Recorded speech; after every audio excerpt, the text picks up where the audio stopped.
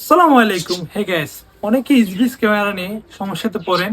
আপনাদের বাসায় HBS camera লাগানো আছে, কিন্তু আপনাদের ওয়াইফাই চেঞ্জ হওয়ার কারণে কিন্তু এটা অফলাইন ডিভাইস। ওইটা কিভাবে কানেক্ট করবেন, কানেক্ট করার জন্য কিভাবে অথবা পাসওয়ার্ড চেঞ্জ করা কিন্তু ক্যামেরাটা অফলাইন হয়ে যায়।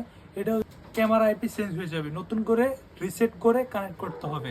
করতে পারতেছেন না, অনেক টেকনিশিয়ান খুঁজছেন, অনেক হ্যাসাল। এটা চাইলে আপনারাই বাসায় বসে থেকেই সবকিছু আপনারা ঠিক করে নিতে পারবেন এই ভিডিওটার মাধ্যমে ইনশাআল্লাহ। তাহলে ভিডিওটা দেখেন কিভাবে অ্যাক্টিভ করতে হয়। আশা করি সবকিছু সমাধান এখানে পেয়ে যাবেন ইনশাআল্লাহ।